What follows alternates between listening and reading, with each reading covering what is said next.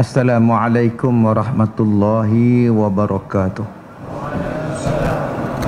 Bismillahirrahmanirrahim. Alhamdulillahi rabbil alamin. Wassalatu wassalamu ala rasulillah wa ala alihi wa ashabihil kiram. Qala Allah ta'ala fi kitabihil aziz. A'udzu billahi minasy syaithanir rajim. Ya ayyuhalladzina amanu la tubtilu sadaqatikum bil manni wal adha. Terima kasih kepada tuan pengacara majlis yang dihormati, tuan pengurusi surau dan seluruh ahli-ahli jawatan kuasa surau, Sayyidina Abu Bakar Siddiq, yang saya hormati tuan-tuan imam, para guru, tuan-tuan dan muslimin muslimat, mudah-mudahan dirahmati, diberkati oleh Allah Subhanahu wa taala. Di dalam dunia ni diberikan kepada kita berbagai contoh orang-orang yang berhijrah. Yang selalu dikenang ialah penghijrahan Siti Hajar dan anaknya Nabi Ismail daripada Palestin berhijrah pergi ke Mekah. Dan penghijrahan Nabi Ibrahim beserta dengan keluarganya itu adalah penghijrahan yang hebat.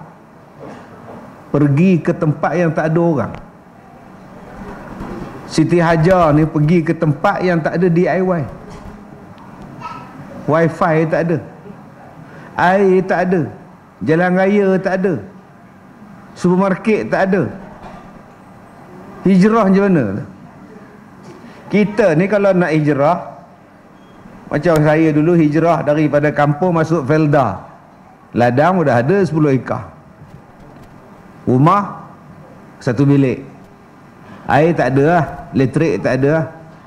Tapi pelan-pelan itu pun ramai yang balik. Dia sampai Felda, dia tengok jalan tak ada, turap tak ada, elektrik tak ada, air tak ada, apa pun tak ada, rumah je ada. Tandas pun kena korek lubang sendiri. Ramai yang patah balik. Tak keluar pun barang daripada kereta, patah balik ke Bagan Serai, patah balik ke Taiping, sebab keadaan teruk. Tetapi hijrah Nabi Ibrahim, isteri dan anak baginda ke Mekah, mana ada rumah, tidak ada apa di situ, hanya batu saja, air pun tak ada. Dan Siti Hajar tak ada pula merungut. Siti Hajar kata, apa bang, bawa dari elok-elok di Palestin pindah ke Mekah ni apa ada? Tak ada pula Siti Hajar cakap macam tu. Elok aja duduk di Mekah. Pasal apa? Kerana ketaatan kepada Allah Subhanahu wa taala. Cuba Kak Leha jadi Siti Hajar. Subhanallah entah. Kita pergi haji pun komplain. Apa sesak ni baru komplain. Ramai pula tanda ni, aduh, baru komplain duduk di Arafah, duduk di Mina, bersesak. Duduk dalam surau ni bersesak pun komplain. Siapa datang pula ni, sesak pula ni, tak habis-habis dengan komplain. Yang Siti Hajar, Nabi Ibrahim dan Nabi Ismail tak ada komplain. Sebab apa? Sebab perintah Allah. Apa sifat orang beriman? Sami'na wa ata'na, kami dengar dan kami taat. Dan Allah tidak akan mensia-siakan bila kita taat. Daripada susah, Allah bagikan air Zam-Zam. Kerana air Zam-Zam, orang nampak burung yang terbang di udara. Selalu kawasan ini tidak ada burung berpusing-pusing. Hari ini ada burung berpusing. Kabilah ni nampak, kabilah ni nampak. Mesti di bawah tu ada air. Sebab kalau pusing burung di atas, di bawah tu ada air. Bila mereka sampai, ada air sungguh, nama dia Zam-Zam. Rupa-rupanya ada 2 beranak duduk di situ. Puan, boleh tak kami tumpang tinggal di sini? Puan, boleh tak kami duduk sini? Kita bina kampung di sini. Daripada tak ada orang, akhirnya jadi orang. Daripada tak ada orang, akhirnya jadi ramai orang. Daripada tak ada kampung, akhirnya jadi bandar. Daripada jadi bandar biasa, sekarang jadi bandar luar biasa. Nama dia Makkatul Mukarramah. Kalaulah Siti Hajar, Nabi Ibrahim dan Nabi Ismail tak patuh perintah Allah, agak-agak jadi apa di Mekah? Air Zam-Zam tu sampai rumah kita pun tak ada. Di rumah tuan-tuan ni pun ada air Zam-Zam sebotol. Buat nak belah mulut cucu. Berbilion manusia minum. Berbilion manusia datang. Berbilion manusia ziarah, tawaf, haji, umrah di situ. Sebab tu tuan-tuan yang saya muliakan, bila sebut tentang berubahnya kita nak jadi baik, jangan takut tentang rezeki. Allah akan bagi rezeki. Sebab ada orang yang takut nak berubah. Berubahlah bang. Sampai bila abang ni nak jadi pondan? Dia kata kalau saya berubah jadi biasa, saya nak kerja apa? Saya tak ada kemahiran apa. Abang berubah dulu, rezeki Allah uruskan. Kak Nak, berubahlah Kak Nak. Sampai bila nak buat kerja macam ni Kak Nak? Jadi model. Model apa? Pegang payung, payung Formula 1, Formula 3, Formula 4. Payung berada naik motor tu, pakai skirt.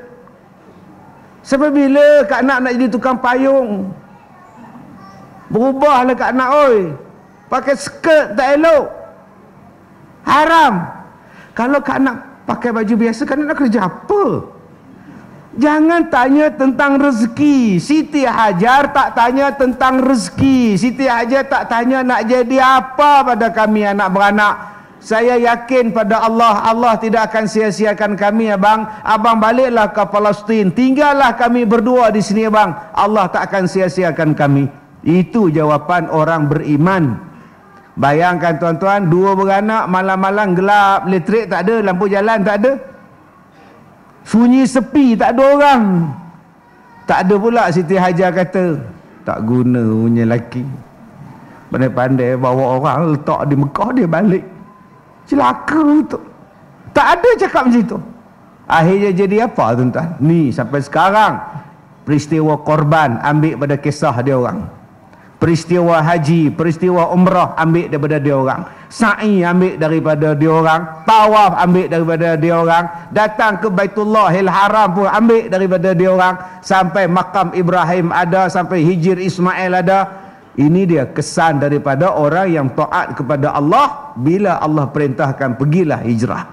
Sebab tu tuan-tuan yang saya muliakan, nombor satu, kalau kita nak berhijrah daripada benda yang tak baik kepada benda yang baik, jangan fikir tentang rezeki. Rezeki Allah utuskan, rezeki Allah jaga, rezeki Allah bagi. Tak akan terputus rezeki selagi mana kita belum mati. Tuan-tuan yang dirahmati Allah, itu yang pertama. Yang kedua, kita melalui beberapa fasa hijrah. Hijrah daripada alam ruh. Alastu bi rabbikum, bukankah aku ini Tuhan kamu? Qalu bala. Semua orang menjawab bala, tapi kita tak ingat.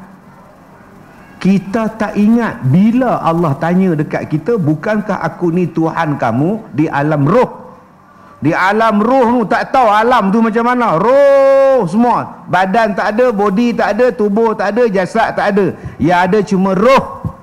Pada alam itu Allah bertanya kepada kita semua, bukankah aku ini Tuhan kamu semua? Roh semua menjawab, ya, engkaulah Tuhan kami. Ustaz tak ingat lah Ustaz. Ada yang jawab, Ustaz saya tak ingat bila masa Tuhan tanya kat saya. Dia tengok Tuhan tu pak saudara dia. Bila Allah dah bagi tahu yang Allah pernah tanya kita, memadailah kita wajib percaya. Allah pernah tanya kita. Allah bukan pembohong. Kalau manusia macam kita ni bohong, tak boleh percaya. Ustaz dari mana? Kota Kinabalu, KK. Bila sampai? Bila touchdown, touch and go nya bila? Baru sat-sat. Sat-sat tu bila? Sat-sat tadi pukul 7, sat-sat tadi pukul 6, pukul 4. Nak cakaplah pukul 4. Tapi nak bagi tunjuk kata hebat tu, baru sat-sat turun. Orang Kedah kata sat-sat, sebutlah pukul 4 petang tadi turun di KLIA sampai di Semenyih pukul 6. 6.50 sampai di bergerak ke surau tuan-tuan. Sampai di sini 7.25 tak jumpa lagi surau. Rupanya pergi seksyen 12. Mabuk ke apa ke wis tu tuan-tuan ni.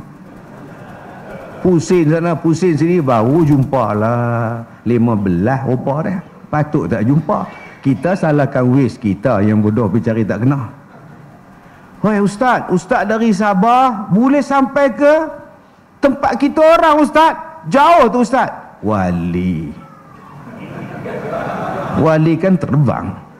Saya pun kategori wali lah tuan-tuan, naik kapal terbang tuan. Tuan-tuan, manusia kadang-kadang dia cerita tu, dia tokok, dia tambah nak bagi hebat.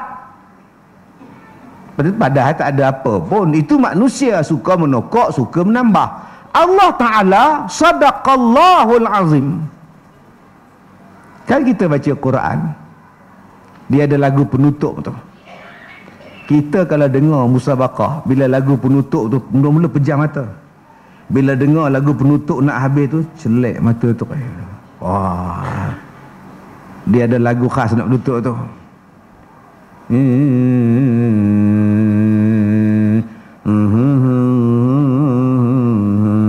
Oh, celek tu.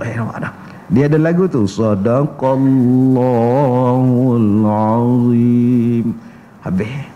Waktu sadaqallah tu tak ada siapa menguap. Waktu hak lain-lain tu menguap. Waktu dengar ceramah punya ramai menguap. Bila masa tak menguap, wabillahi taufik wal hidayah. Seorang pun tak menguap tuan-tuan, bangkit lega tak. Apa makna sadaqallah? Sadaqallah, maha benarlah Allah yang maha agung. Allah kata maha benarlah Allah yang maha agung. Maknanya Allah tak berbohong. Bila Allah kata, kita pernah ditanya siapakah Tuhan kamu, kita semua menjawab Allah. Memadailah kita percaya. Kita pernah mengaku Allah sebagai Tuhan kita. Waktu itu tak ada apa-apa, senang, tak ada cabaran. Dan kita tak ingat pun waktu ruh tu senang. Tapi bila ruh tu ditiup berhijrah masuk dalam badan kita, bila ibu kita mengandungkan kita, ditiupkan roh masuk, cabaran di dalam rahim ibu lebih daripada cabaran di alam ruh. Yang kita duduk pada masa itu namanya alam rahim. Kita ni laki-laki tak boleh mengandung walaupun kita nama Abdul Rahim, sebab tak ada rahim. Yang ada rahim ialah perempuan. Potensi untuk perempuan mengandung adalah cerah sebab dia ada rahim. Bila ditiup rahim. Semalam saya baca satu kenyataan seorang perempuan, dia kata dia tak tahu siapa yang mengandungkan dia. Dia mengandung 5 bulan, kemudian dia tak tahu siapa yang mengandungkan saya. Kau pandai pula menjawab. Saya pernah jumpa satu budak perempuan, mak dia datang jumpa saya, nak letakkan anak dia yang mengandung di sekolah saya. Dia kata, ustaz, nanti dah habis bersalin, saya ambil balik anak saya. Baby tu saya serah pada ustaz. Jadi saya tak nak dia duduk di rumah saya, nanti jiran saya nampak malu saya. Jadi dia duduk di sekolah ustaz, ustaz belalah sampai dia bersalin. Saya kata, kenapa tak suruh suami dia bela? Tak ada suami ustaz. Oh, siapa yang mengandungkan dia? Ustaz tanyalah sendiri. Siapa yang mengandungkan akak? Akak beritahu. Tak tahu ustaz, ramai. Astagfirullahaladzim. Tak dapatlah saya nolong tuan-tuan. Woi, mampu budak-budak sekarang tahu hara ni. Tuan-tuan, bila duduk di alam rahim, cabaran dia lain. Sebab tu di alam rahim tu macam-macam. Ada orang cabaran dia apa? Dia mengandung luar rahim. Ada perempuan yang macam itu. Ada yang bersalin tak cukup bulan, 7 bulan setengah doktor dah paksa keluar. Duduk dalam peti tu punya lama tuan. 1 kilo 30 gram je, 300 gram. 1.3 kilo besar handphone je. Hidup ke tidak anak aku ni, ya Allah? Cabaran tu. Cabaran waktu itu doktor dah tahu dah jantung tak elok. Oh, cabaran. Tetapi pada masa berada di alam rahim, cabaran kita senang. Kita tak payah uruskan diri kita. Makan, minum, Allah uruskan. Jangan tuan-tuan faham bila duduk di alam rahim, apa yang mak makan, anak makan dalam perut. Jangan macam itu. Jangan tuan-tuan faham macam cerita Sultan Mahmud mangkat di Julang. Bendahara bawa buah nangka, Sultan punya. Tiba-tiba perempuan mengandung. Datuk, saya teringin buah nangka, kasihanilah patik, Datuk. Tidaklah dapat aku berikan kepada kau. Ini adalah kepunyaan Sultan, kata Syarif Medan. Slow ya Pak Malau. Kejap dia jadi Pak Malau, kejap dia jadi Datuk Bendahara. Kasihanlah Datuk, yang teringin makannya ialah anak dalam perut patik, Datuk. Menung tua tu, lalas dia belah, dia bagi makan. Bawa ke istana Mahmud Jun. Jahat betul Pak Maon tuan-tuan. Kejap dia menyanyi, kejap dia Pak Maon. Waktu dengan P. Ramlee dia jadi Pak Lawak. Waktu di sana jahat. Ampun tuanku, nangka tuanku ni dah ditebuk oleh ni. Siapa yang makan ni? Oh, panggil perempuan mengandung tu. Akhirnya tuan-tuan, dibelahnya perut perempuan tu. Dikeluarkan baby tu, tengah duk pegang nangka. Tuanku, ada nangkanya tuanku, kata dia. Oh, jahat betul tuan-tuan. Tuan-tuan ingat bila makan nangka, budak tu pegang ngap dalam perut tu. Sebab tu kita jangan duk marah anak kita mengandung, duk makan sambal, duk cecoh dengan sambal pok. Hai, makan sambal tu pedas tu. Kesian budak dalam perut. Kak Leha ingat budak dalam perut tu nganga. Oh, pedas oi. Air. Tuan-tuan ingat budak macam tu ke? Lain. Cabarannya walaupun mengandung 2 muat. Walaupun kembar muat. Walaupun kembar 3 muat dalam rahim ibu. Dahsyat. Sebab apa? Sebab dia berada di alam ruh. Dia tak sama dengan alam dunia.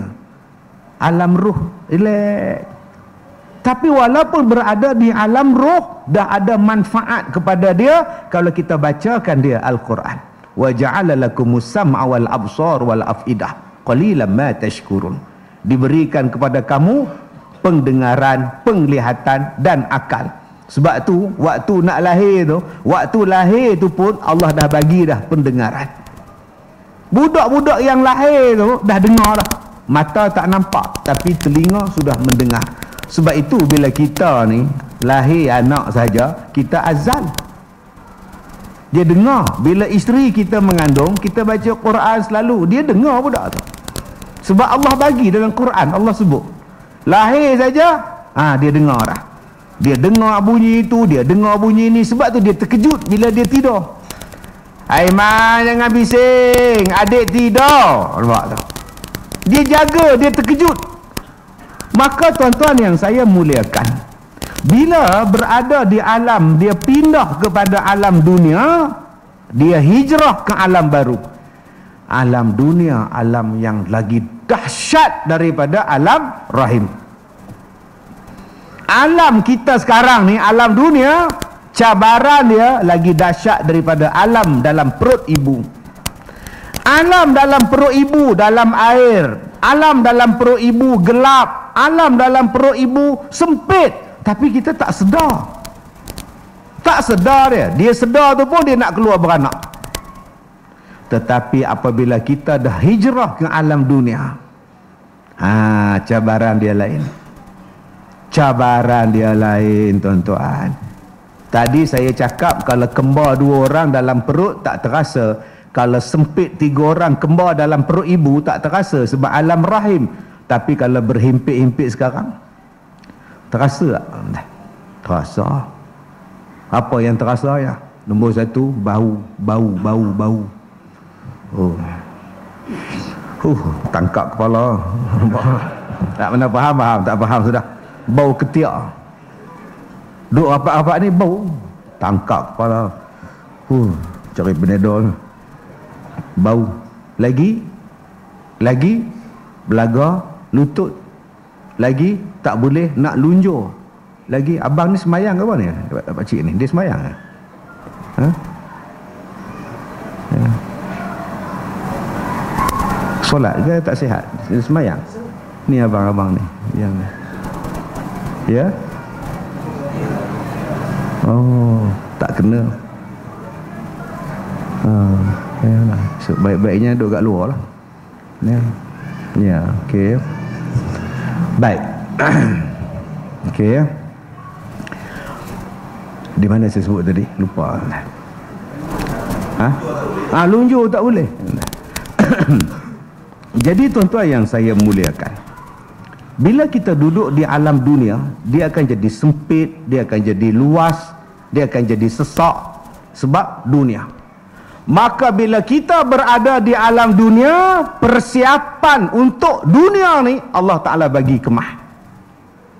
Yang alam rahim tadi, yang alam roh tadi, tak apa, sama ya, tak ada apa beza. Datang ke dunia je tuan-tuan, Allah Ta'ala dah buatkan persiapan kepada kita supaya kita ni tak rebah. Ni baru nak masuk tajuk. 25 minit bercakap baru nak masuk tajuk tuan. Ubah sebelum ubah tuan. Sebab itu sebelum kita ni, bila kita duduk dalam dunia, Allah nak bagi kita selamat, Allah Ta'ala bagi kita beberapa perkara. Ikut perkara ini kalau kau nak selamat. Yang pertama, Allah Ta'ala bagi hidayah pada kita. Nama dia apa? Hidayah tabi'i. Hidayah semula jadi. Dalam dunia ni tuan-tuan, kalau penat, lawannya tak penat lah. Kalau sakit, lawannya tak sakit lah. Bahasa dia apa? Kalau sakit, lawannya sihat. Kalau seronok, lawannya sedih. Kalau menangis, lawannya dia berdua. Mati, lawannya hidup. Perempuan, lawannya laki. Pondan.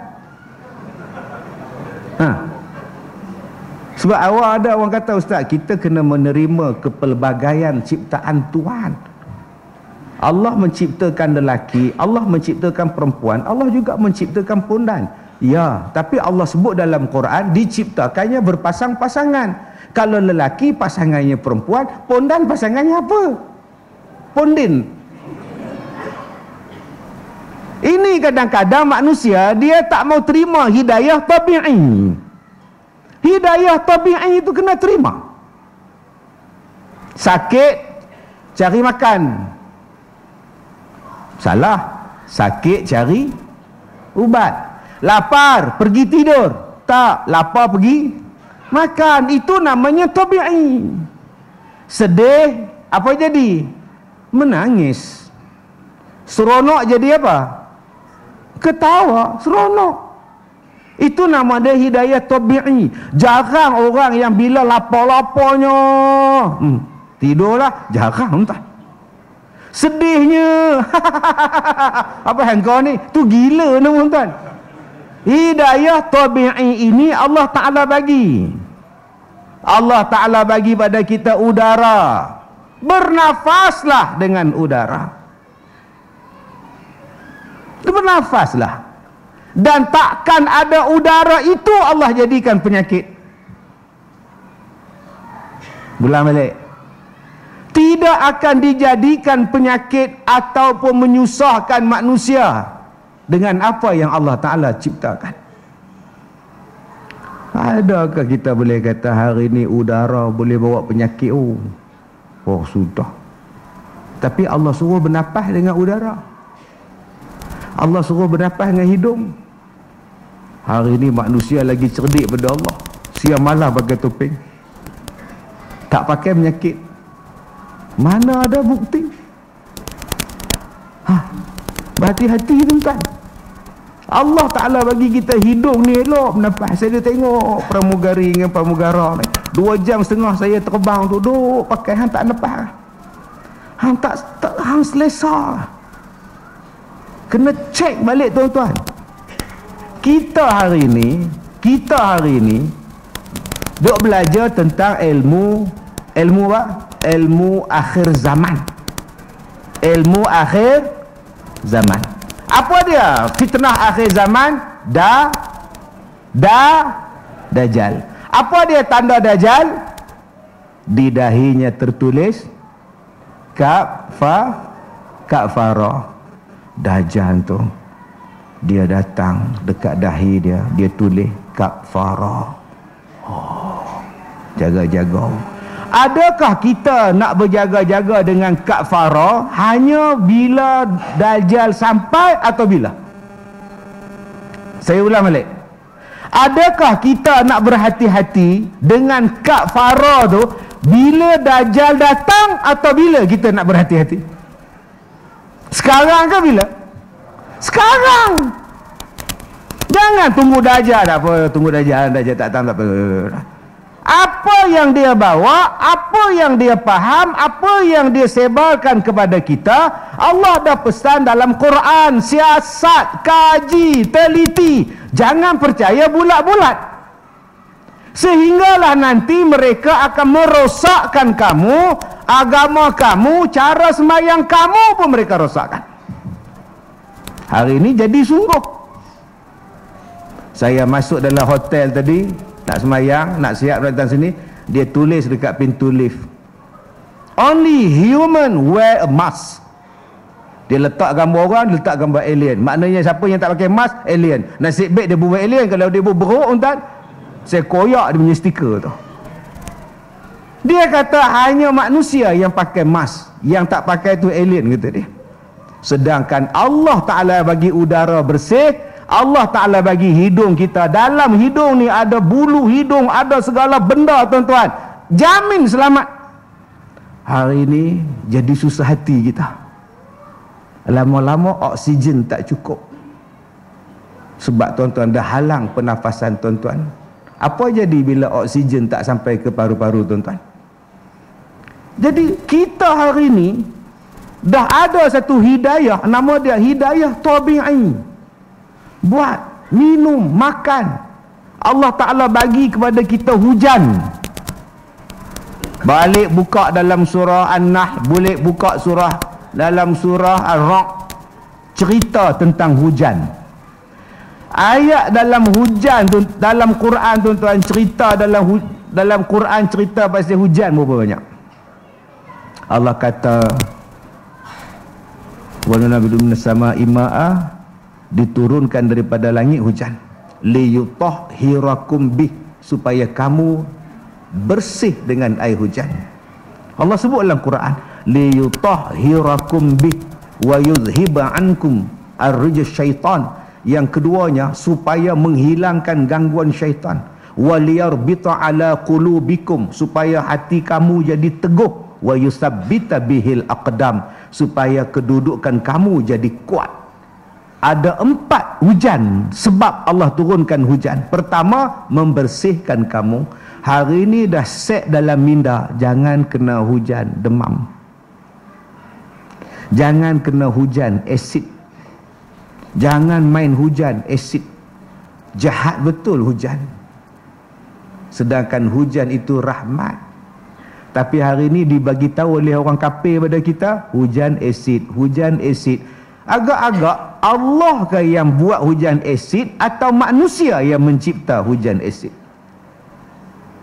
Mana mungkin Allah Ta'ala kata dalam Quran bahawa hujan itu bersih, tiba-tiba hari ini asid? Melainkan manusia yang pergi tabur di atas tu supaya jadi asid, jadi hujan.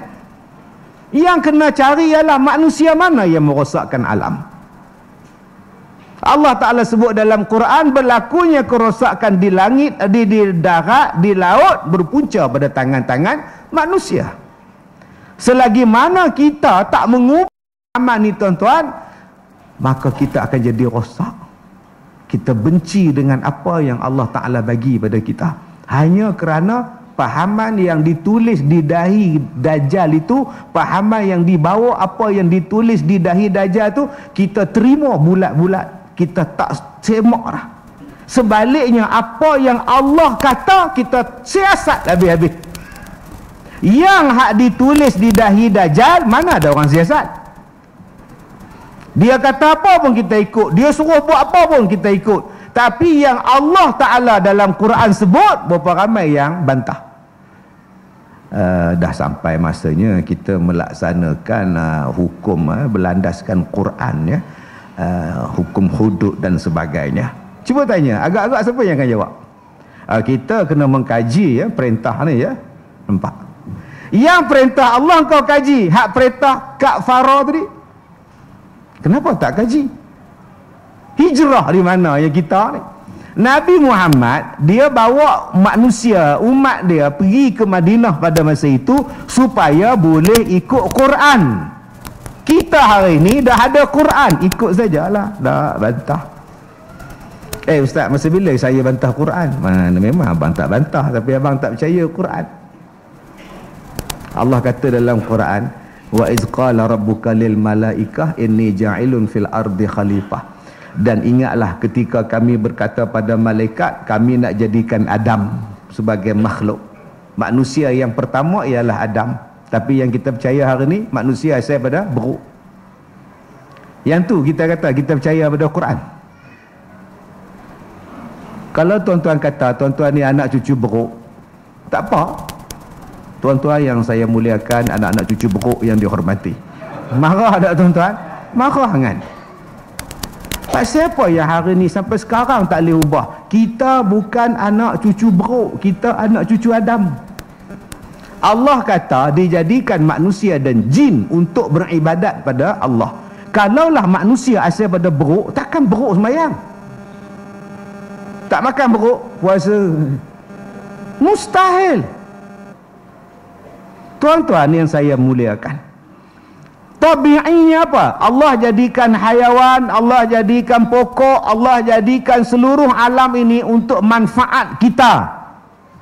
Lembu manfaat kita, ayam manfaat kita. Tapi hari ini pahaman-pahaman pelik-pelik sampai, jangan makan daging, kolesterol. Jangan makan ayam, menghina ayam. Jangan sembelih, seksa pada ayam. Habis itu nak makan apa? Kita makan vegetable. Vegetarian lah kita semua lah. Habis itu lembu, biarkan. Ini tuan-tuan, dia mari dah satu pahaman yang menjadikan kita jangan ikut agama banyak. Kita buat cara hidup kita sendiri. Oh, bahaya tuan-tuan. Kalau ini sampai pada kita tak ikut kepada Quran, dia jadi rosak. Nombor satu, nama dia hidayah tabi'i. Nombor dua, hidayatul khawas. Hidayatul khawas, hidayah panca indera. Nak hidup dalam dunia ni tuan-tuan, cabaran sangat hebat. Allah bagi dekat kita mata, tengok. Allah bagi telinga, dengar. Allah bagi hidung, bernafas. Allah bagi pada kita lidah, berkata-kata. Allah bagi pada kita panca indera, tengok betul-betul, kaji betul-betul, berjalan betul-betul. Jangan tak guna kepala otak ni tuan-tuan, supaya kita tak rebah. Banyak orang yang ada mata tak tengok, ada otak tak fikir, ada telinga tak dengar. Kata Allah, ulaika kal an'am bal hum adall. Mereka itu macam binatang ternak, bahkan lebih teruk daripada binatang ternak. Oh, ni dia hijrah kita ni. Allah bekalkan kita dalam dunia ni, mata suruh tengok, bukan suruh ngumpat. Kita bila tengok mata terus ngumpat. Tengok je mata, tengok je orang, terus tengok kawan. Nampak tak? Kita duduk dengan kawan, dia lalu, mata pun tengok dia, kemudian berapa ramai yang mengumpat dengan mata dia tuan-tuan. Dahsyat ni tuan-tuan ni. Takut kita ni. Saya duduk di airport, jalan di airport, menyuruh balik tiang tuan-tuan, takut. Hak Mak Saleh, hak orang Sepet, hak orang Melayu, hak orang ni pakai. Oh, aduh, menyuruh balik tiang. Tapi ngendak juga. Aduh, ya Allah, oi. Mata ni, telinga ni, oi, duk dengar orang ngumpat. Lidah ni seronok join ngumpat. Allah Ta'ala jadikan panca indera ni supaya kita jadi orang baik. Jangan salah gunakan panca indera ni. Ni jari-jari ni guna untuk kebaikan, bukan pi tulis yang bukan-bukan dalam Facebook, TikTok. Bukan boleh pi komen tak tentu hala tuan-tuan. Kita hari ni memang kita tak mengumpat dengan mulut, tapi mengumpat dengan tangan. Bila nak ijrah ni tuan-tuan? Saya seronok kalau abang-abang haji semua sini tak ada TikTok, tak ada Facebook, selamat. Instagram tak ada, Twitter tak ada, apa pun tak ada. Abang-abang haji kurang dosa. Saya ni hak banyak menentang ni, Allah. Ish. Sebab tu saya jarang nak tengok tuan-tuan, nak komen. Saya lagi kalau aku komen berdosa pula. Bila kita komen je berderu masuk pula. Macam-macam bahasa. Weh bodoh. Semuanya terbit. Bodoh ada, walaun ada, waluntit ada, semuanya ada semua. Walaun, walanun, semuanya ada ni. Boleh tak tuan-tuan kita ni hijrah? Kalau kita duk bergaduh pasal politik sekarang pun, bukannya mengundi lagi. Nanti waktu pilihan raya sampai, tuan-tuan pangkah. Dah selesai salah. Jangan pangkah sekarang, tak laku. Ustaz Kazim datang, pangkah. Tu imam jadi imam, pangkah. Pangkah mengundi 12 hari bulan. Nanti 12 hari bulan pangkah. Sekarang kita buat kerjasama elok-elok. Ini tidak, orang kita ni kerja dia memangkah setiap hari selama 5 tahun. Bayangkan tak? Setiap hari selama 5 tahun bercakap soal politik. Mengumpat boleh, memfitnah boleh, mengata boleh. Allah, akhirnya kita mati dalam keadaan kita mengata orang. Sayang tuan-tuan. Allah jadikan lidah untuk ingat pada dia. Allah jadikan lidah untuk baca Quran. Allah jadikan lidah wa tawassaw bil haqqi wa tawassaw bis sabr. Bukan mengata pada orang. Jadi benda-benda macam ni menjadikan kita mengata ada orang yang saling mengumpat kerana perbezaan politik. Ada orang yang saling bergaduh kerana perbezaan pahaman. Perbezaan pahaman. Bila kau buat salah, kau buat salah, aku buat betul, bergaduh pula. Tuan-tuan tak nak ke jadi macam dulu-dulu? Saya tengok dalam surau ni ramai orang sebaya dengan saya, 50-60an ke atas. Tok Imam muda baru 28. Berapa 20 apa? 30 lah muda. Saya tua pangkat ayah dia. Abang-abang haji. Cuba kita hidup tahun 70-an. Ingat balik kenangan tahun 70-an. Teringat lagu Arab Azmi. Terkenang semasa dulu hatiku merasa rindu. Teronok tuan-tuan. Dulu mana ada catering. Kenduri kahwin gotong royong. Kak leha, kak nak, kak tipah bawa pisau, potong bawang, potong kentang. Abang Bidin pasang kemah. Dulu mana ada kenopi-kenopi semua. Semua letak kat balai raya. Angkat, bubuh dalam roda 3, susun, papan, duduk atas balai. Marhaban. Marhaban tak macam sekarang. Selamat bersanding pengantin baru. Itu marhaban dalam TikTok. Tiap-tiap hari marhaban tu menyampah. Aku tengok tuan. Dulu kita susun papan. Datang ustaz sana duduk berjanji pukul 9 pagi makan biskut kering, cicah kopi tengah-tengah duk marah hamba. Aduh, terkepit tuan tu. Dia papan tu duduk susun, terkepit. Diam tu imam tu. Dia hak sana bangun, dia terkepit. Dia bukannya main paku. Zaman dulu susun. Tu nama dia balai, orang panggil dia. Oi, masa tu seronok. Anak-anak muda kentola good morning. Pokok dekat sini, telinga ni, basuh pinggan, tuan, nampak? Seronok tahun 70-an, tahun 80-an. Yang bersilat, kerja bersilat. Yang pengantin sampai, satu kampung masuk. Nak tengok pengantin bersanding. Masuk kepala kok tingkap muat. Tingkat cermin nakor tu muat. Bila nak keluar tak boleh. Oh, meriah. Mana tu 70-an, 80-an, mana ada gaduh. Sonok sembahyang tarawih lagi sonok. Oh, Tok Bilal, Subhanal Malikil Ma'bud. Yang budak-budak main polis sentri. Saya main polis sentri, tuan. Tok Bilal kok ni selawat Allahumma salli ala Muhammad, satu surah menjerit. Sallallahu wassalamualaikum. Nampak tu? Bunyi tu lain macam. Sallallahu bila nak habis. Nampak tu? Budak-budak tu berhenti. Lama lagi. Saat lagi habis tarawih, budak-budak masuk dalam surau masjid, diam. Tok Bilal tengok siapa yang menjerit tadi, semua diam. Oh, itu tahun 80-an. Saya masih ingat di kampung saya di Batu Kurau, bila talqin, baca talqin di kubur, saya datang pasal budak tu. Baca doa atas kubur tu. Sebab apa? Sebab ada orang bagi duit 50 sen gini je. Tengah-tengah baca doa tu, dia bercakap pula, siapa belum dapat? Semua belum dapat? Angkat tangan. Belum. Doa sebelah kiri, doa. Belum, tuan. Oi, seronoknya tuan-tuan, semayang seronok, satu kampung seronok, kenduri kahwin, balik kampung raya lagi seronok.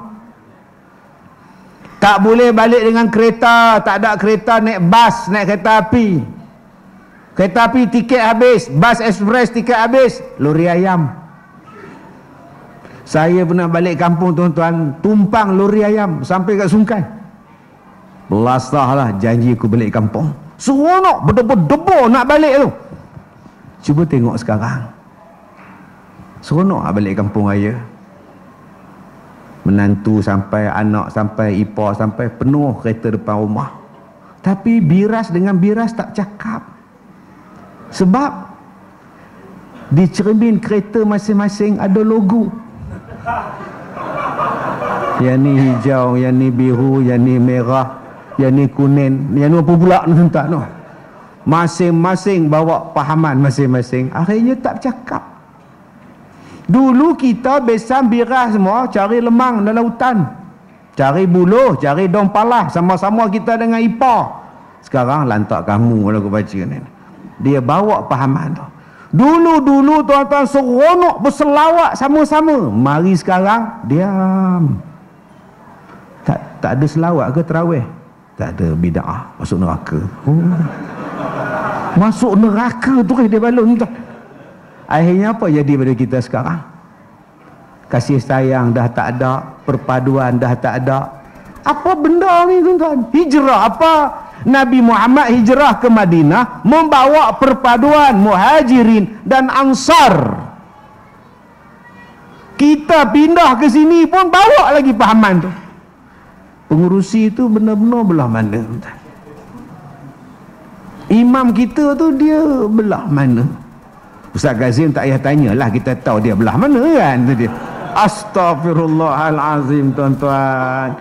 Saya kalau orang tanya saya, Ustaz belah mana Ustaz? Boleh belah, saya cakap. Saya datang jauh-jauh dari Kota Kinabalu naik petrobang sampai tuan-tuan. Orang tanya Ustaz belah mana? Bodoh dia. Orang nak mengajak belah Islam, nak mengajak belah Allah, nak mengajak sebelah Rasulullah, engkau masih tanya lagi, belah mana engkau? Kalau saya cerita pun saya belah mana tak pakai, Perak tak ada PRN tahu tuan-tuan. Apalah, jom tuan-tuan, bersatu kita. Kerana perpaduan itu Rasulullah aja berkasih sayang. Nuhak tadi semayang di bawah, saya pun semayang di bawah. Nuhak di belakang tu, surau kita ni tak muat ni. Baik kita cari jalan, macam mana nak besarkan surau. Kan bagus tuan. Lagi bagus. Kuliah maghrib tempat kita ni sambutan bagus. Tuan Haji, saya nak sponsor 5 ustaz, saya sponsor. Kan bagus. Subuh kita ni makin kurang orang ni, tak penuh lagi. Tuan Haji, apa kita buat kempen sembahyang subuh berjemaah macam sekarang? Kan seronok tuan-tuan hidup. Macam mana nak bagi ramai orang datang? Tak susah Tuan Haji. Kita bagi makan nasi berani kambing, datang orang. Kan hidup seronok tuan-tuan kalau kerja sama. Ini tidak. Belah mana, belah mana. Baca Yasin tak boleh tau. Kita tak boleh baca Yasin malam Jumaat. Oh, pening kepala tuan-tuan. Tu baca apa? Baca Al-Kahfi. Dah Al-Kahfi baca juga Yasin. Nabi tak buat. Oh, pening. Saya tak lancar Kahfi. Kalau itu saya tak nak baca lah, saya tak lancar. Saya balik rumah dia tengok TikTok. Nabi main ke TikTok? Tuan-tuan yang saya muliakan, diberikan kepada kita bekalan khawas. Gunakan benda-benda ini untuk kebaikan. Jari kita, mata kita, telinga kita, lidah kita. Nak selamat macam mana? Diam. Nak selamat diam. Lidah diam. Man kana yu'minu billahi wal yaumil akhir, hendaklah dia diam. Siapa yang beriman pada Allah dan hari kiamat, falyakul khaira aw liyasmut. Bercakap yang baik ataupun diam. Kemudian nak hidup atas dunia ni lagi, panca indera tak cukup. Tak cukup lagi tuan-tuan panca indera. Allah bagi pula satu lagi hidayah yang lain untuk kita ni jadi elok. Nama dia apa? Hidayatul akal. Hidayah akal. Sebab kita akan menempuh satu perjalanan yang memerlukan ketajaman akal. Kalau manusia tak ada akal, apa beza kita dengan binatang-binatang? Sebab tu tuan-tuan cuba tengok aircon. Akal manusia berfikir. Tengok kipas, manusia berfikir macam mana nak bagi gerak angin. Kipas tu pun tepi je, tengah-tengah tak ada pula dah. Ya Allah. Akhirnya buang lapun cendela, bubuh kipas helikopter. Itu akal. Kipas helikopter pasang 2 pun cukup. Pasang 5 terangkat jubah tu imam. Jenis tak pakai spindle naik ke atas. Allah, tu nama dia akal. Ni nama dia mikrofon. Allah tuan-tuan, akal manusia ni sentiasa berfikir. Kita ada 4-5 mikrofon hari ni, apa nama kamera kita. Ceramah di sini satu dunia tengok. Akal. Isteri kita di rumah tengok ceramah.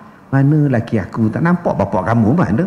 Kameraman tu pun ambil lah gambar orang. Dia ambil gambar Ustaz Kazim seorang. Buat apa bodoh betul kameraman. Dia marah pula kameraman tuan-tuan. Dia nak tengok gambar suami dia. Kenapa mak nak tengok? Takut bapak kamu pergi tempat lain. Bukan lagi kira orang tua tu. Oh, nampak tu. Orang perempuan macam itu lah nak tengok. Betul tak betul? Suami dia tamprin kat surau tu. Sebab tu orang perempuan kalau dia pergi kenduri kahwin, selagi dia tak tengok pengantin, dia tak balik. Nasi dah makan, telur dah dapat, baliklah kat leha. Dah, aku tak tengok lagi pengantin. Lepas dia tengok pengantin, dia puas hati baru balik. Pak saya pengantin laki-laki bukan laki dia. Selamat dia. Buatnya laki dia mampu tuan-tuan. Yang mana faham, tak faham sudah. Tuan-tuan, nama dia hidayah akal. Sebab tu manusia dia makin lama makin canggih. Mikrofon makin canggih, surau makin canggih, lampu ni makin canggih. Kalau ramai, aircon automatik akan jadi lebih sejuk. Bila kurang orang, aircon automatik dia akan padam. Dia mengikut suhu badan kita. Sekarang canggih tuan-tuan. Cuba tengok kereta. Kereta sekarang tuan-tuan tak payah tanya orang, tanya kereta je. Dia bagi tahu. Itu pun sesat pergi stesen 12. Entah. La ilaha illallah. Tanya kereta je. Hai Prata, you're welcome. Parit ke longkang dibawa tuan-tuan. Aku kata parit perak, kata dia dah. Canggihnya proton tuan-tuan. Oh, teknologi Cina hari ni. Yang Cina ada yang kata Ustaz Cina RM2 Ustaz, hari ni beli sok rosak. Itu tak bermutu. Yang bermutu kalah Eropah tuan-tuan. Sebab apa? Sebab akal Allah Ta'ala bagi. Tetapi apabila akal yang Allah Ta'ala bagi itu digunakan pada benda yang lain, akal tak dapat berfikir dengan sempurna. Akal ni kalau kita elok, insya-Allah dia boleh cipta macam-macam. Tapi kalau akal tak guna dengan betul tuan-tuan, dia boleh bunuh diri. Sebab tu Nabi kata hubbuka li syai' yu'ma wa yusam. Cinta yang melebihi had, dia akan jadi buta dan dia akan jadi pekak. Orang yang cinta melebihi had, dia jadi buta, dia jadi pekak. Dia tengok pakwa dia, pakwa tak semayang, tapi dia nampak macam semayang. Tu nama dia buta. Mak dia kata, lehawai, carilah laki-laki lain. Budak tu mak tengok tak semayang. Mak, benda boleh berubah mak. Nampak tak? Nampak tak? Otak dah tak betul dah. Dengar pun tak nak dah. Dia jadi pekak entah. Sebab tu jangan mencintai lebih daripada had. Gunakan otak, akal. Berapa ramai yang tak ada akal datang jumpa saya, Ustaz, saya dah terlanjur. Nampak? Saya dah terlanjur Ustaz. Dengan siapa? Dia janji nak kahwin dengan saya. Habis tu dia tinggalkan saya Ustaz.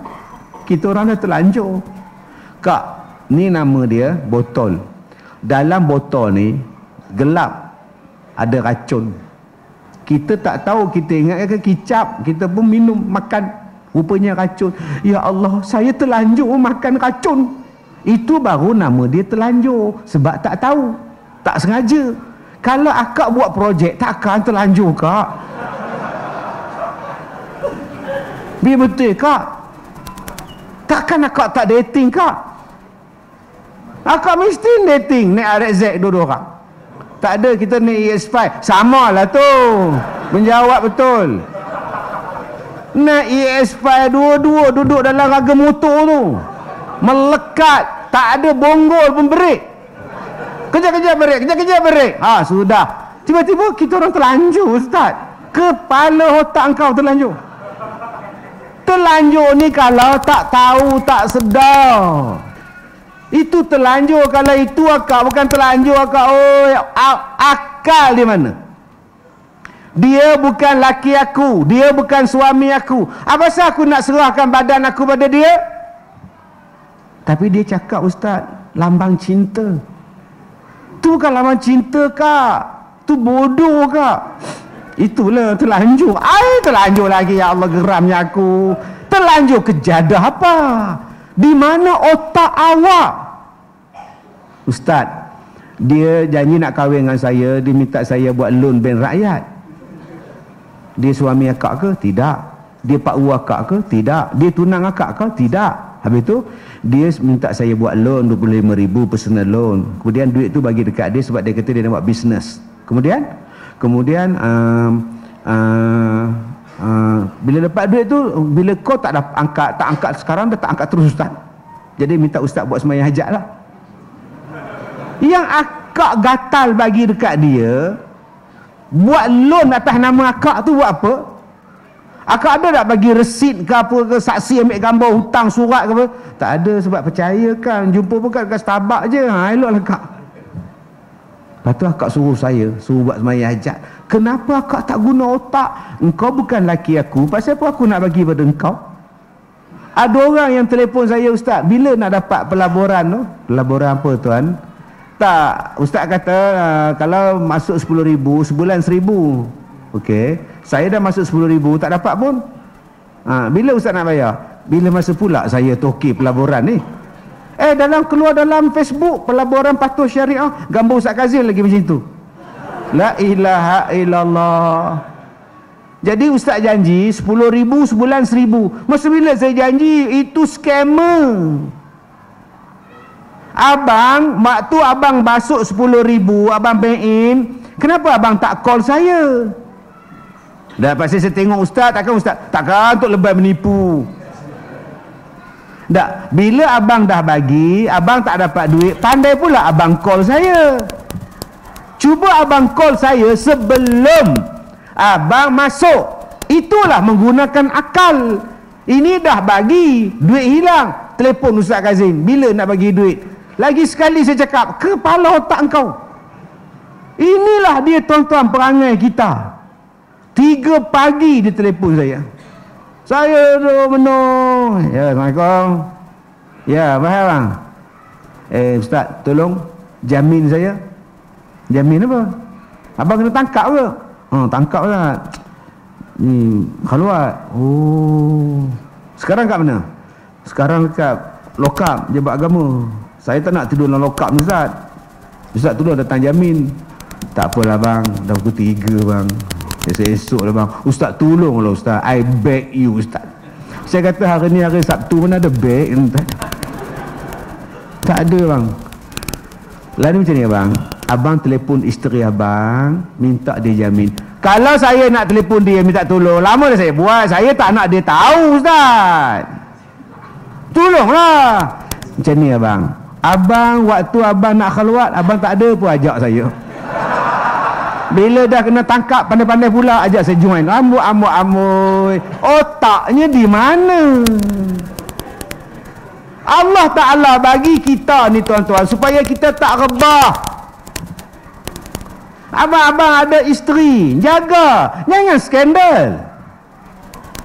Guna otak. Dia bini orang, aku laki orang. Yang aku nak ngorak dia apa kejadah? Bila dah ni kita pula Ustaz, saya skandal dengan bini orang. Otak abang waktu mengorak dia dulu di mana? Tak, saya try je Ustaz, tak sangka pula dapat. Mana boleh ang sangka rebel bang? No sangka ni ang sangka rebel ni. Sebab itu tuan-tuan yang saya muliakan, Allah Ta'ala dia bagi kita otak untuk berfikir. Orang yang otak dia cerdas, dia duduk dalam keadaan aman, maka dia boleh berfikir yang bukan-bukan. Cuba tuan-tuan tengok Cina tu, dulu mana ada produk Cina tuan-tuan. Habis kuat mainan dia dulu, made in China. Tak pun pinggan mangkuk, pinggan hak berat tu, bunga lebar-lebar tu. Tak pun cermin nyonya putih muka tu, made in China. Sebab pada masa itu negara mereka berkecamuk, berperang, bergaduh, berperang medan Tiananmen, Komunis lah apa semua. Otak profesor, otak mereka tak boleh nak fikir. Selepas 89 keadaan di aman, keadaan di China makin aman. Maka otak yang Allah Ta'ala bagi tu mereka guna sungguh-sungguh. Mana ada gaduh-gaduh perang sama-sama tu, tak ada, duk elok China. Akhirnya mereka hari ni kontrol kereta. Jepun pun tengok kereta China, Korea pun tengok kereta China. Hari ni kereta China dah duduk di rumah kita dah sekarang. Dulu kereta Jepun. Teknologi yang mereka ada sekarang, Masya Allah. Semalam saya nyimbang dengan satu Cina di Kota Kinabalu. Saya keluar-keluar pada kereta dengan baju Melayu, pakai sampin semua, main dia bangun dengan isteri dia semua. Cina mana pula dah ni? Ustaz Kazim, saya selalu tengok dalam YouTube, TikTok. Saya minat Ustaz. Oh ya. Ini kawan-kawan saya dari Cina. 10 orang bawa pelaburan 5 bilion sini Ustaz. Weh, toki orang tua ni. 5 bilion Cina tuan.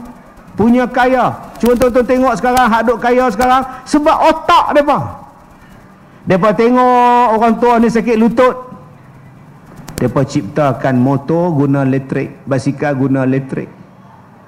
Kenapa orang Melayu tak buat dulu?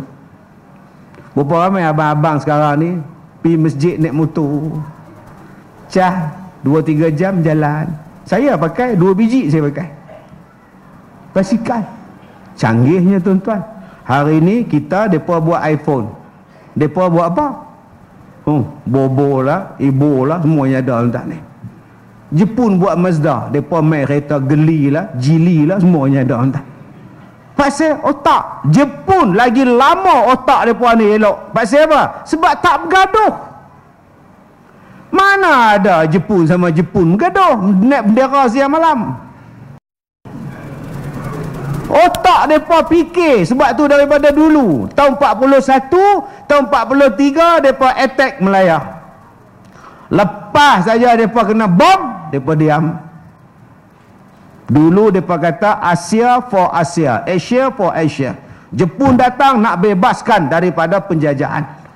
Sekarang tak payah Jepun datang. Di rumah tuan-tuan semua Jepun. Mesin basuh Jepun, aircon Jepun, kereta Jepun, motor Jepun, selipar. La ilaha illallah. Sebab otak mereka boleh fokus. Tapi kita sekarang nak fokus apa? Menega pisang tepi jalan pun tak boleh maju. Itu 2 minggu tutup lah. Tutup sungguh. Nega lemang tepi jalan, kau komplain je lemang tak masak, viral bergaduh, langsung tutup lemang. Apa nak jadi bangsa kita ni kalau kita tak bersatu, tuan? Kita tak tolong sama-sama kita. Allah Ta'ala bagi otak Jepun, otak Cina, otak Melayu sama ya. Cuma kita tak gemeling. Budak-budak kita buat apa, anak-anak kita buat apa, kita buat apa. Akhirnya kita menghabiskan otak yang sangat berharga untuk pada benda-benda yang tak faedah. Macam mana kita nak hidup dalam dunia cabaran yang begitu besar kalau otak ni kita tak pakai? Jadi tuan-tuan cari jalan macam mana kita di taman kita ni, kita gunakan otak untuk memajukan taman kita, masyarakat kita, anak-anak kita. Yang keempat, otak saja pun tak cukup kalau tidak ada hidayah yang keempat. Nama dia hidayah agama, hidayatuddin. Nak hidup dalam dunia ni, kalau tak mau rebah, ikut agama. Kenapa Ustaz? Kerana orang yang benci kepada kita sangat ramai. Makhluk yang benci kepada kita sangat hebat. Dia bukan gila-gila, kecil-kecil punya gila-gila. Dia nak merosakkan kita ni tuan-tuan sangat hebat. Kesudahan dia apa Ustaz? Kesudahan dia nak tarik kita masuk neraka. Maknanya jahat sungguh Ustaz. Ya. Ada yang mengadu pada saya, Ustaz, nak tanya sikit macam mana cara nak minta maaf dekat syaitan. Saya tanya kenapa? Semalam saya maki dia, so rasa macam berdosa sangat Ustaz. Kenapalah aku dikelilingi orang tak sihat, Ustaz? Saya kata, kak oi, memang syaitan tu kena maki kak. A'udzubillahi minasyaitonirrajim. Ni maki setan. Setan minta maaf ya. Setan. Oh setan, minta maaf ya. Minta maaf kejadah apa? Dia nak bawa kita masuk neraka. Tuan-tuan nak minta maaf ke dia? Selagi kita belum mati, selagi itulah dia nak bawa kita, teman dia dalam neraka bawah sekali tu. Sebab tu tuan-tuan dalam dunia ni lawan sungguh-sungguh dengan setan ni. Macam mana nak lawan setan Ustaz? Allah sebut dalam Quran, udkhulu fis-silmi kafah. Masuklah dalam Islam secara keseluruhan dia dan jangan kamu ikut jejak langkah syaitan. Jadi satu cara mengalahkan setan ialah ikut Islam, ikut Quran, ikut Nabi Muhammad, ikut ijma', ikut qiyas. Selamat. Setan tak boleh buat apa. Masalah kita sekarang, kita tak ikut yang ni. Cabaran setan ni tuan-tuan besar. Sampai kita nak mati pun dia masih datang. Doa nak sakarat tu, dia datang menyerupa dia mak kita. Leman, masuklah agama Yahudi Leman. Ni mak kamu Leman. Dia menyamar jadi mak kita.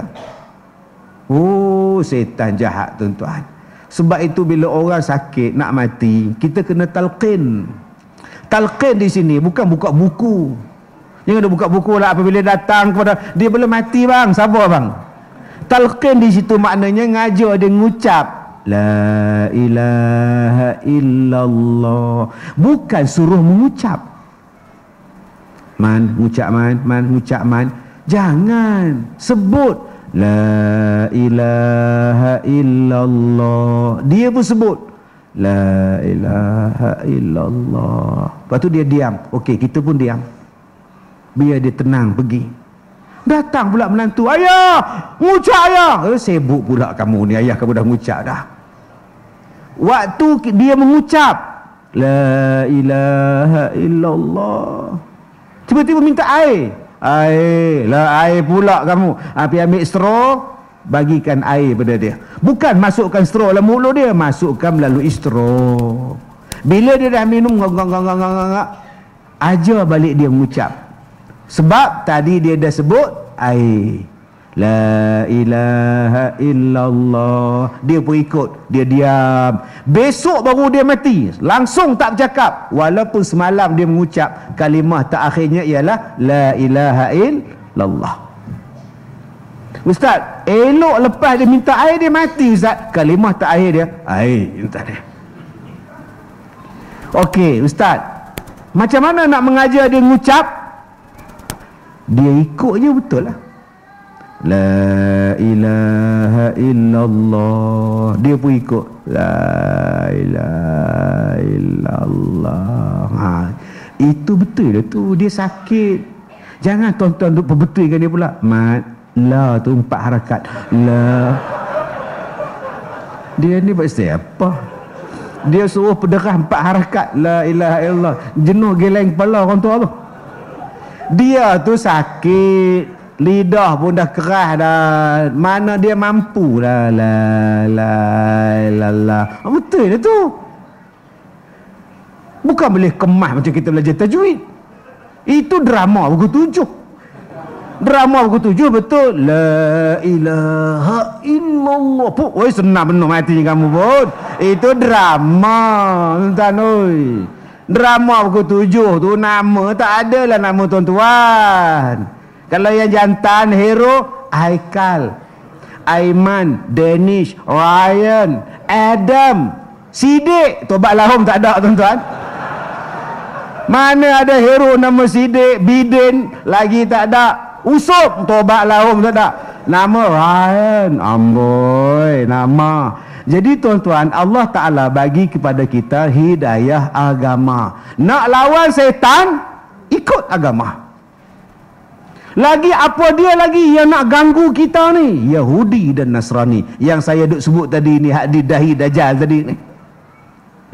Tuan-tuan ingat Yahudi dan Nasrani ni dia goda kita sikit-sikit kah? Allah gunakan perkataan walan tarda ankal yahud walan nasara tu. Hatta tattabi'a millatahum, sampai kita ikut jejak langkah mereka.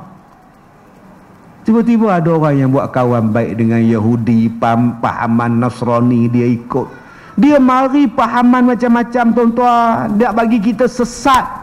Sebab tu Nabi ni ajar kita macam mana nak lawan setan. Sayang orang hari ni lawan setan dia hanya belajar ruqyah. Auzubillah. Bukan yang tu. Bawa botol Allah pula botol. Buang kat sungai. Sampai di sungai ada budak mancing, buka pula keluar balik tuan-tuan. Udah pening kita ni. Nak lawan setan bukan ruqyah saja. Jihad. Ni kita duduk di sini. Setan banyak. Tuan-tuan ingat setan tak masuk ke? Oh, dia ceramah lah pula. Aduh, kacau. Lagi dia masuk. Dia datang di mana? Di celah punggung tuan-tuan. Masih tu lah gatal pula. Nampak? Dia duduk di mata tuan-tuan. Mengantuk lah. Waktu habis ceramah tak ada siapa menguap. Tu setan tu. Bila kita semayang ramai-ramai ni, setan kata semayang elok-elok orang nampak tu. Bismillahirrahmanirrahim. Mesti dia orang tengok aku sembahyang. Bismillah. Oh, punya elok dah sembahyang. Tomak ninah komplit. Tapi kadang-kadang dia lawan setan. Dia langkau setan, banyak cakap engkau. Akhirnya dia sembahyang sunat, dia sembahyang belakang-belakang seorang-seorang dia. Allahu Akbar. Baru dia orang tahu, nampak macam ni lah bagus sembahyang, nampak tuan. Tak menunjuk pada orang. Dua-dua sama tuan. Dia bukannya ikhlas sembahyang. Oh, setan jahat sungguh. Dia suka membazir. Dia suka bergaduh. Dia suka takutkan pada kita kemiskinan. Tuan-tuan nampak tak tabung derma. Berapa ramai setan kata jangan bawa duit. Apa salahnya tuan-tuan masuk duit dalam tabung? Masuk je. Takkan miskin orang bersedekah. Tapi setan cakap, gunung jerai kalau kikis tiap-tiap hari pun runtuh, tambah duit engkau. Akhirnya kita jadi kedekut. Kemudian datang kepada kita pula tuan-tuan gangguan daripada Yahudi dan Nasrani, nak bagi kita rebah. Sebab tu Rasulullah ajar kita macam mana nak selamat daripada pahaman mereka. Sampai ada sahabat Nabi pergi berperang dengan Rasulullah, bawa senjata, mereka gantung senjata mereka tu dekat pokok. Nabi kata, cara yang kamu letak pedang-pedang kamu tu macam Yahudi letak, jangan buat. Sampai meletakkan pedang macam mana Yahudi letak pun Nabi larang. Bayangkan, bila nak datangkan seruan azan, masing-masing bawa cadangan. Macam mana kita nak panggil orang datang semayang? Kita ketuk lah, bunyi loceng. Udah macam orang lain. Kalau gitu kita tiup trompet, pon pon pon pon pon. Tak boleh. Balik fikir dulu. Besok datang, Umar kata saya mimpi ini kalimah dia. Allahu Akbar, Allahu Akbar. Yang ni pun sama, yang ni pun sama. Inilah azan. Itu yang datang azan. Mula-mula cadangnya bunyi macam loceng tuan-tuan, bunyi macam tentuang semuanya ada. Itu kan cara azan orang lain, itu kan cara panggilan orang lain. Jangan tiru. Sampai Islam Rasulullah ajar pada kita bawa cara kita sendiri. Tapi sayang tuan-tuan, bila kita buat hijrah, sambut hijrah, tapi berapa banyak amalan kita, perangai kita, cara hidup kita masih lagi ikut cara Yahudi dan Nasrani. Pakaian kita. Jadi adik-adik, anak-anak yang datang ni, kita duduk dalam surau ni, kalau boleh kita main semayang ni, baju kita tak ada lah tulis-tulis kat belakang. Baju jangan tulis-tulis. Kadang-kadang kita tulis belakang ni, kita yang duduk di belakang dia duduk baca, oh Ronaldo semalam kena 0-0 dah. Sudah entah. Kalau tulisan, bahaya entah. Bahaya tu. Dia nak mari rosakkan kita ni, Yahudi dan Nasrani ni macam-macam. Dulu kita kata dia rosakkan daripada muzik, daripada filem, daripada itu. Sekarang ni tuan-tuan macam-macam. Dia rosakkan daripada makanan kita. Dia rosakkan daripada sistem riba kita. Dia rosakkan daripada sistem perniagaan. Dia rosakkan kita daripada makan minum, daripada kesihatan. Sampai kita hari ini bergantung dengan mereka. Dulu saya kata bila kita sakit, makanlah habatus sauda. Orang tibai saya. Kalau kita rasa ni, makanlah habatus sauda. Ustaz sendiri cakap habatus sauda bukan ubat untuk semua penyakit lah. Sekarang saya kata kenapa tak minum madu lebah? Ubat Allah Ta'ala sebut dalam Quran. Hari ini orang tak percaya dengan habatus sauda.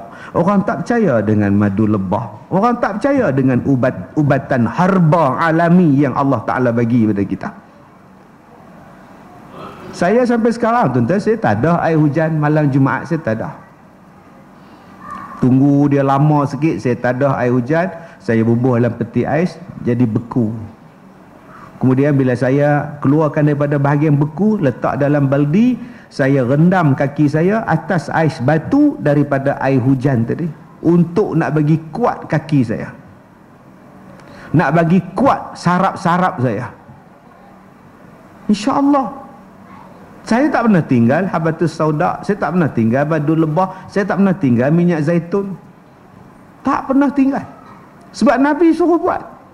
Minyak yang paling bagus ada, makanan yang paling bagus ada, minuman yang paling bagus ada. Tapi orang-orang Yahudi menjadikan makanan-makanan ni tak elok. Tak elok kata dia. Saya gula saya tuan-tuan 5. Lepas makan 6, 7. Bacaan gula.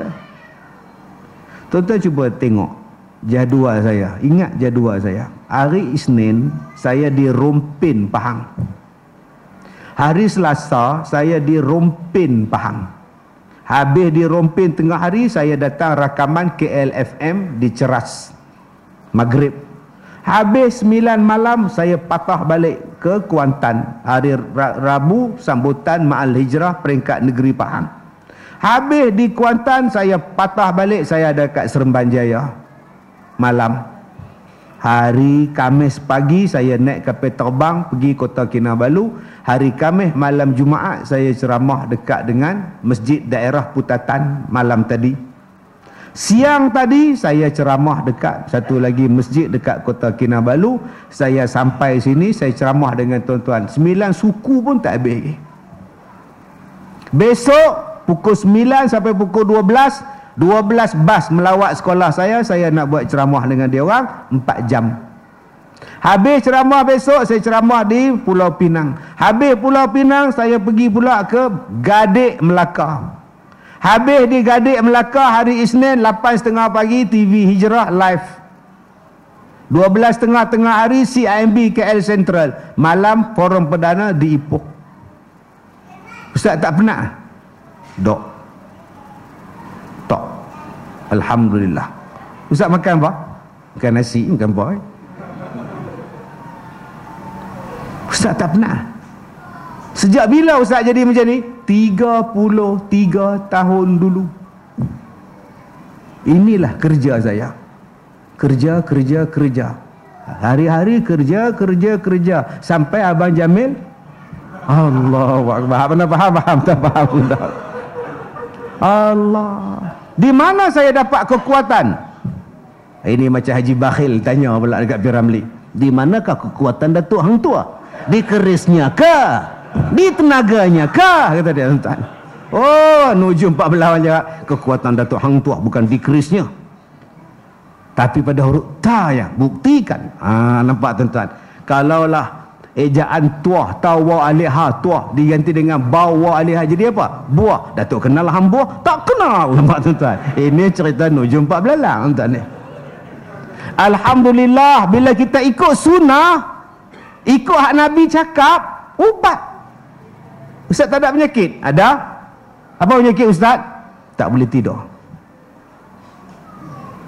Saya tak tidur, tapi saya boleh buat kerja. Saya mula-mula tak tidur dulu 15 tahun dulu. Saya kata kat isteri saya, abang tak boleh tidur. Pergi hospital. Doktor bagi tu suruh tidur. Tak mau tidur. Doktor bagi ubat tidur paling kuat. Pukul 3 pagi doktor datang. Saya duduk nyimbang dengan nurse. You tak mau tidur? Tak mau. Itu ubat paling kuat tu. Ya ke? Tak rasa mau tidur? Apa pasal lah? Apa siapa? You punya nurse cantik bah. Saya nyimbang dengan dia orang lah. 3 malam balik tuan-tuan. Jenuh berubat, tak mau tidur. Sampai sekarang. Tak ada pula saya lemah badan. Jadi abang-abang, jomlah ambil hak Nabi sebut. Hak Nabi sebut. Bila saya cakap macam tu, orang kata dekat saya, Ustaz bohong. Bohong apa? Saya ada report, saya ada record. Pergi ke hospital, cek penyakit saya. Apa yang saya tak buat untuk penyakit yang heboh setahun 2 yang lepas, yang keluar dalam surat khabar, dalam TV, tangan saya jadi katak puru. Okey, coh, orang datang jumpa Ustaz, tengok tangan. Tangan di mana? Tak ada apa, saya kata. Itu yang keluar katak puhu tu, itu bawah tempurung. Katak puhu lah. Tuan-tuan, kecoh masa tu. Doktor ambil rambut, doktor ambil darah, doktor ambil kulit, doktor ambil kuku saya dia ambil, kulit saya dia kikis.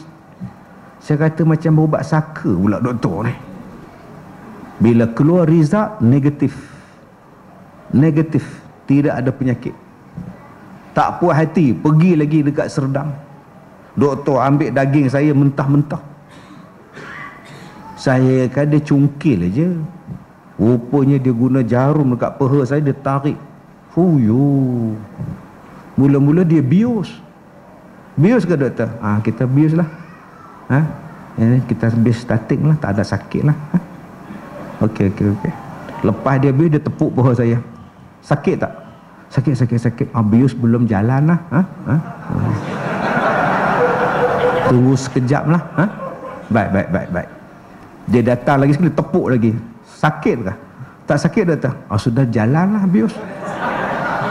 Dia cocok, dia tarik naik. Aduh, sakit doktor, sakit. Aduh, tadi you cakap tak sakit, sekarang sakit. Bius tak jalan lah. Sudah doktor. Kau suka hang lah. Dia jahit tuan-tuan, saya tengok dia jahit mentah-mentah tu. Aduh, tak apalah doktor, you ambil lah janji, saya tahu apa penyakit saya. 2 kali jumpa dia, tak payah datang lah. Kali kedua tak payah datang dah. Okey, faham? Okey, bila dia orang dah surrender, saya pergi Madinah. Macam mana ustaz pergi Madinah? Naik berterbang? Takkan terbang kot. Takkan wali kan naik berterbang lah. Tak, macam mana ustaz dapat idea untuk pergi ke Madinah? Itu rahsia.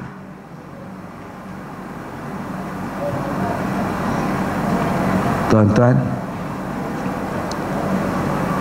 3 hari saya duduk di Madinah.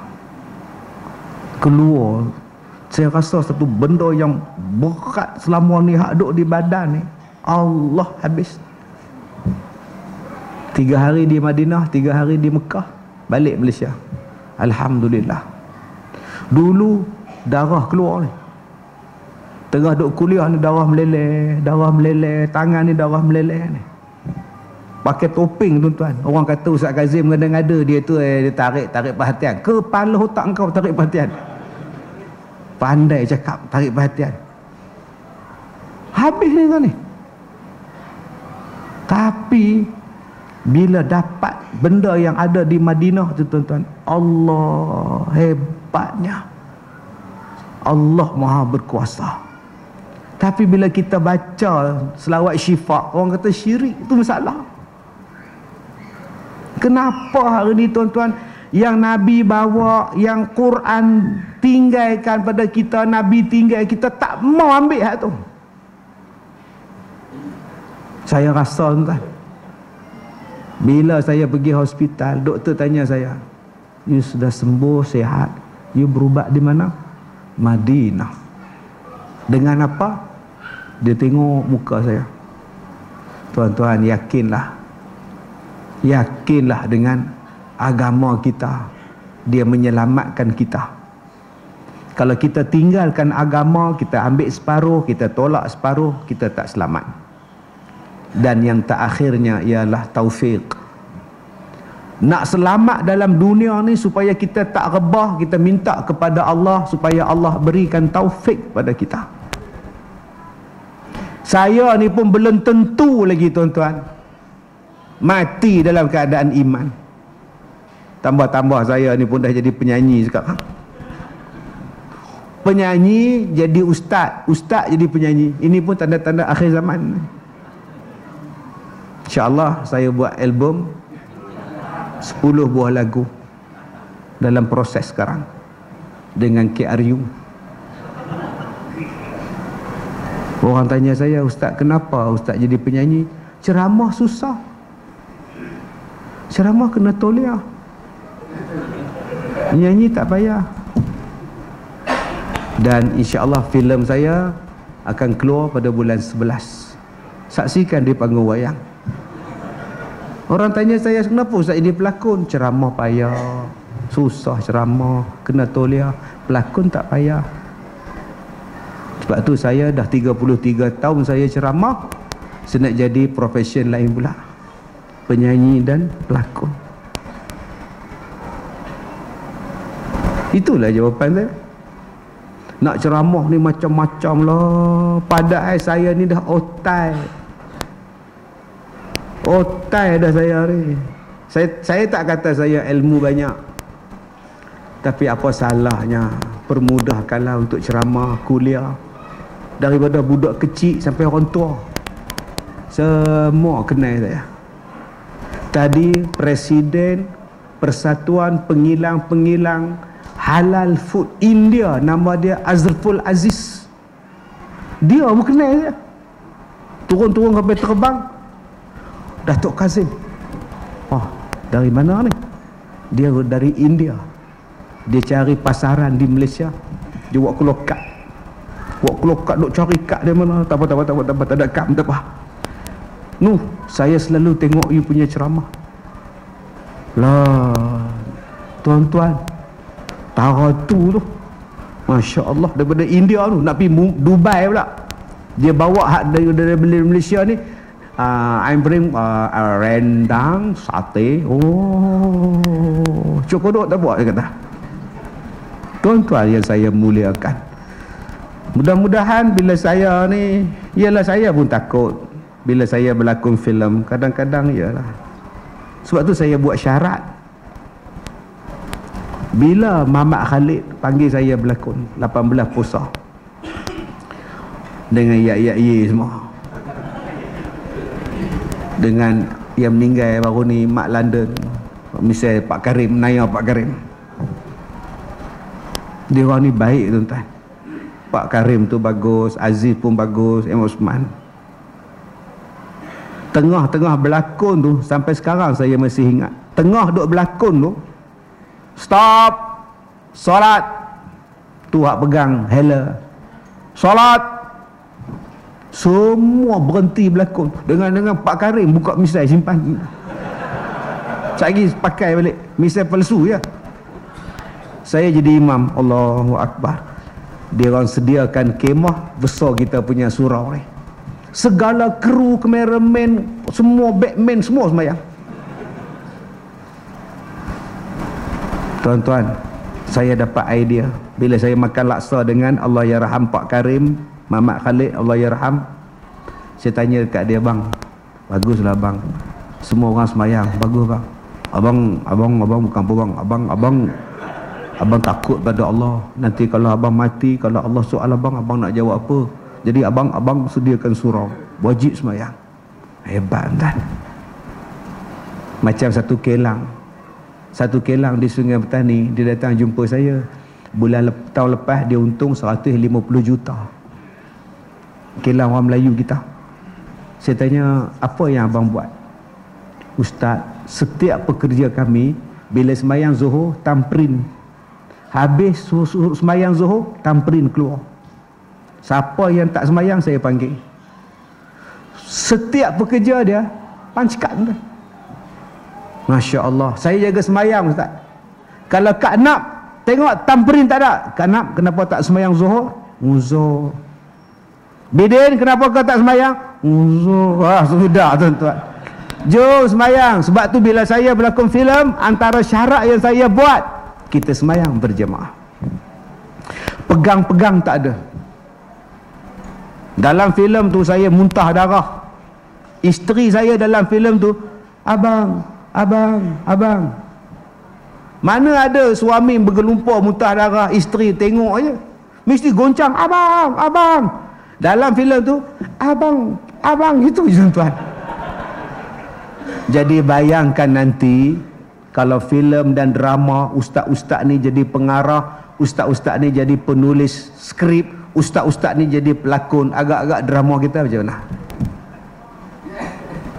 Agak-agak lagu yang dinyanyikan macam mana? Itu tujuan saya buat, supaya kita boleh masuk, kita ubah pelan-pelan. Alhamdulillah tuan. Dan kita pun tak tahu kesudahan kita hijrah lagu mana, perakhiran dia. Jadi marilah kita minta supaya Allah berikan kita istiqamah. Ni surau ni, istiqamah jemaah di sini. Tuan-tuan jangan tinggal surau ni. Kalau boleh bagi cantik lagi. Saya mula-mula datang tengok comelnya surau, cantiknya surau, hidupnya surau, seronok saya tuan-tuan. Mudah-mudahan surau kita bertambah lagi. Apa yang kurang kita top up, kerjasama. Tak payah bawa pahaman-pahaman tu, tak payah. Kita duduk di sini ahli sunnah wal jamaah, pahaman kita satu ya, dah duduk sini. Mudah-mudahan Allah turunkan barakah, perpaduan kasih sayang kita di sini. Mudah-mudahan Allah ampunkan dosa kita, naikkan darjat kita. Allah pelihara kampung kita, taman kita. Jadi tuan-tuan, saya minta maaf jika terkasar bahasa. Kita jumpa lagi. Saya dah ceramah di Malaysia ni dah 33 tahun. Inilah kali pertama saya datang ke sini. Kalau tuan-tuan nak jemput saya lagi, 33 tahun daripada sekarang, insya-Allah. Wabillahi taufiq wal hidayah. Assalamualaikum warahmatullahi wabarakatuh.